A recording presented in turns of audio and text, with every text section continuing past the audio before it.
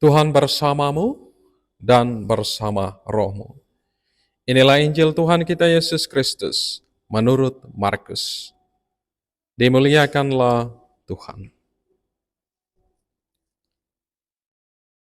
Pagi-pagi benar, imam-imam kepala bersama tua-tua dan ahli-ahli Taurat, serta para anggota mahkamah agama lainnya mengadakan pertemuan. Kemudian mereka membelenggu Yesus, lalu membawa dia dan menyerahkannya kepada Pilatus. Pilatus bertanya kepada Yesus, "Engkaukah raja orang Yahudi?" Jawab Yesus, "Engkau sendiri yang mengatakannya."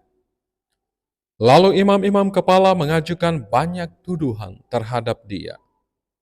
Pilatus bertanya lagi kepada Yesus, "Tidakkah engkau menjawab sama sekali? Lihatlah betapa banyak tuduhan mereka terhadap engkau." Tetapi Yesus sama sekali tidak menjawab lagi, sehingga Pilatus merasa heran. Pada tiap hari raya itu, Pilatus membebaskan satu orang hukuman menurut permintaan mereka. Pada waktu itu, ada seorang yang bernama Barabas yang sedang dipenjarakan bersama beberapa orang pemberontak lainnya. Mereka telah melakukan pembunuhan dalam suatu pemberontakan.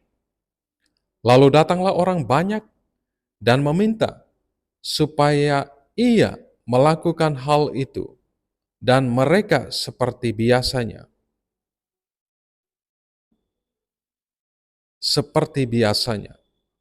Pilatus menjawab mereka dan bertanya,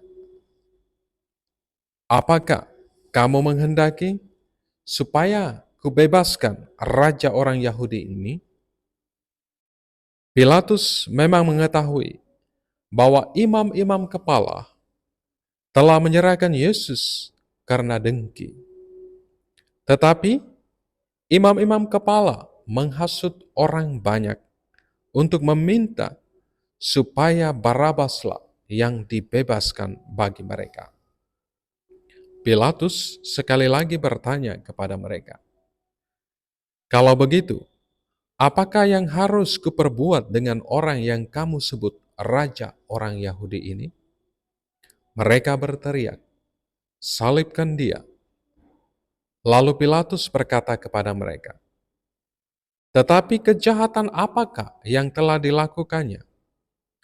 Namun mereka makin keras berteriak, "Salibkan dia!" Karena ingin memuaskan hati orang banyak itu, Pilatus membebaskan Barabas bagi mereka, sedangkan Yesus dicambuknya, lalu diserahkannya untuk disalibkan. Kemudian serdadu-serdadu membawa Yesus ke halaman istana yang adalah kediaman gubernur dan memanggil seluruh pasukan berkumpul. Mereka mengenakan mantel ungu kepada Yesus, menganyam sebuah mahkota duri, dan menaruhnya di atas kepala Yesus. Kemudian mereka mulai memberi hormat kepadanya, katanya, "Salam, hai Raja orang Yahudi." Mereka memukul kepala Yesus dengan bulu, meludahinya, dan berlutut menyembahnya. Sesudah mengolok-olok dia, mereka menanggalkan mantel ungu yang dipakainya dan mengenakan lagi pakaiannya kepada Yesus. Kemudian Yesus dibawa keluar untuk disalibkan. Pada waktu itulah, lewat seorang yang bernama Simon, orang Kirene, ayah Alexander dan Rufus, yang baru datang dari luar kota. Orang itu mereka paksa untuk memikul salib Yesus. Mereka membawa Yesus ke tempat yang bernama Golgota, yang berarti tempat tengkorak. Lalu mereka memberi anggur bercampur mur kepadanya. Tetapi Yesus menolaknya.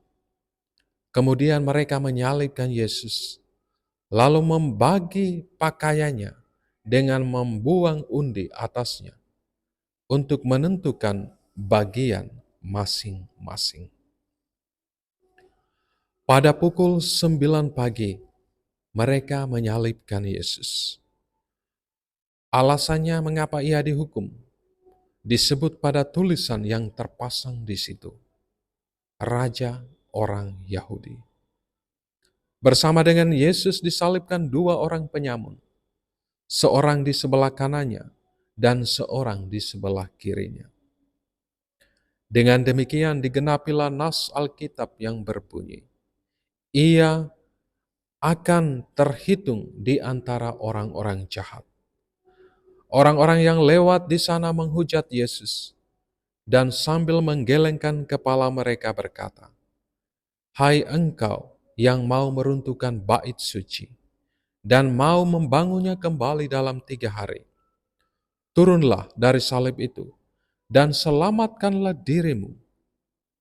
Demikian juga imam-imam kepala bersama ahli-ahli Taurat mengolok-olok Yesus di antara mereka sendiri. Dan mereka saling berkata, orang lain ia selamatkan, tetapi dirinya sendiri tidak dapat ia selamatkan.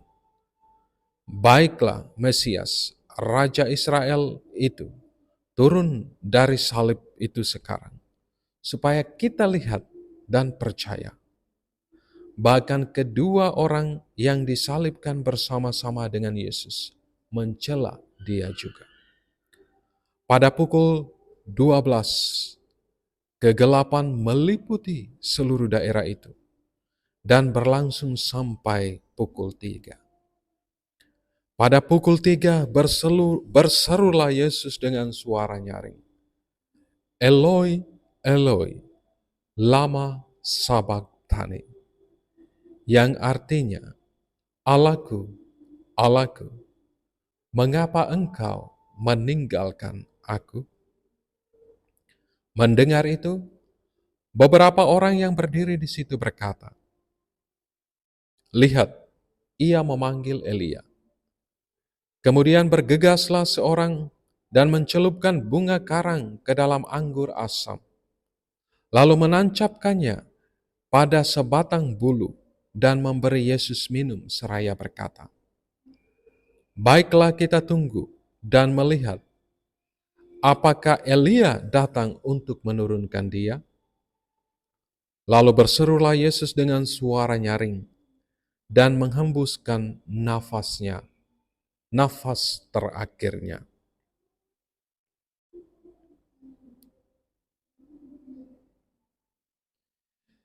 Ketika itu tirai bait suci terkoyak menjadi 2 dari atas sampai ke bawah. Waktu kepala pasukan yang berdiri berhadapan dengan Yesus melihatnya, menghembuskan napas terakhir seperti itu, berkatalah ia, "Sungguh orang ini putra Allah." Demikianlah Injil Tuhan. Terpujilah Kristus. Saudara-saudariku, ibu bapa, adik-adikku yang terkasih dalam Kristus. Sejak awal masa Prapaskah, kita sudah mempersiapkan diri melalui usaha tobat dan karya amal dengan pantang dan puasa. Sekarang kita memasuki pekan suci yang diawali dengan perayaan Minggu Palma.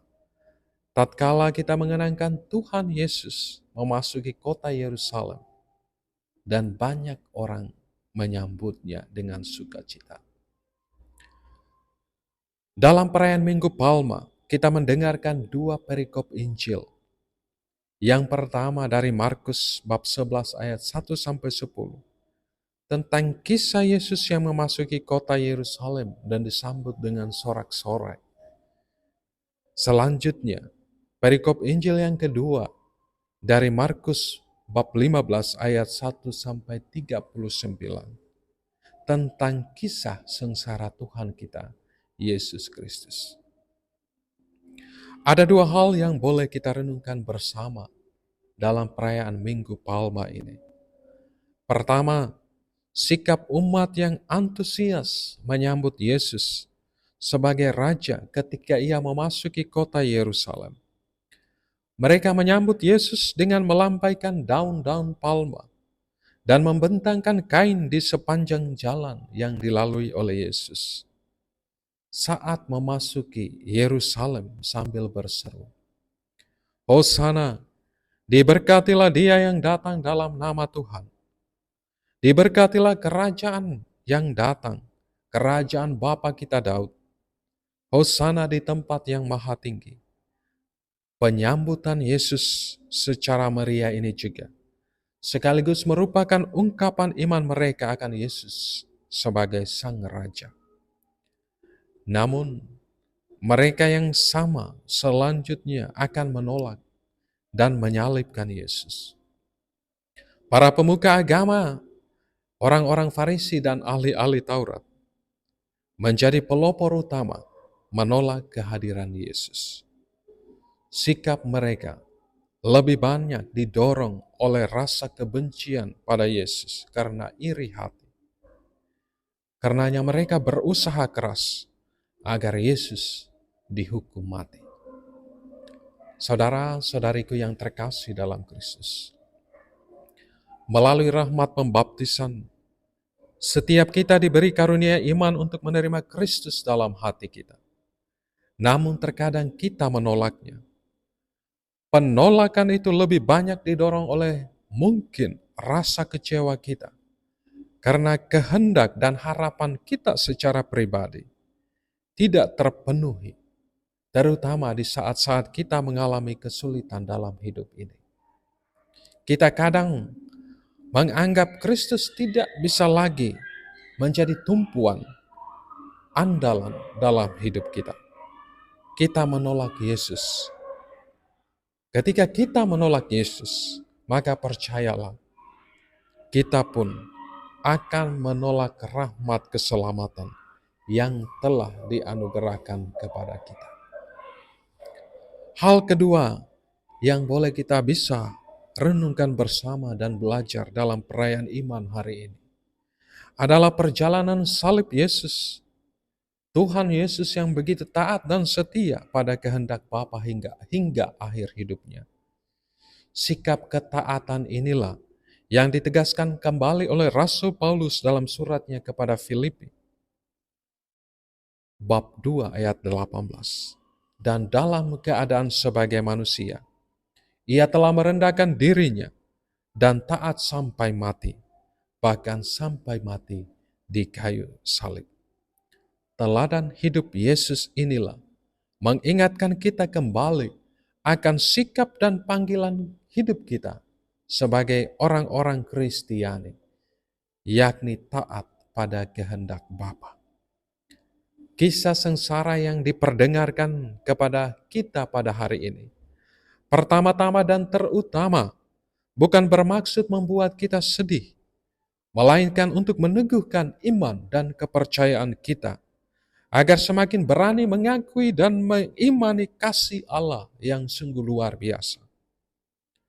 Melalui sengsara dan wafat Tuhan kita Yesus Kristus di salib, Allah datang untuk melepaskan kita dari kuasa dosa dan maut, dan membawa kita kembali menjadi anak-anaknya yang terkasih. Inilah rahmat belas kasih Allah yang sungguh luar biasa. Oleh karena itu, mari kita jangan sia-siakan kasih dan kebaikan Tuhan, cinta dan pengorbanan Yesus yang begitu besar dalam hidup kita. Mari kita hidup pantas dan layak sebagai anak-anak terkasih Tuhan. Saudara-saudariku yang terkasih dalam Kristus, perayaan iman hari ini mengajak kita untuk berani menentukan pilihan dan sikap iman yang tegas dan benar. Sikap iman yang tidak gampang terpengaruh oleh kemajuan zaman, digeser oleh kepentingan diri dan mencari aman. yang tidak gampang goyah, bimbang dan ragu, yang tidak menjadi orang beriman Katolik yang ikut arus dan ikut ramai, beriman yang plin-plan, yang kabur dan suram, yang cuma musim-musiman. Berkat Tuhan beserta kita sekalian, Bapa, Putra, dan Roh Kudus. Amin.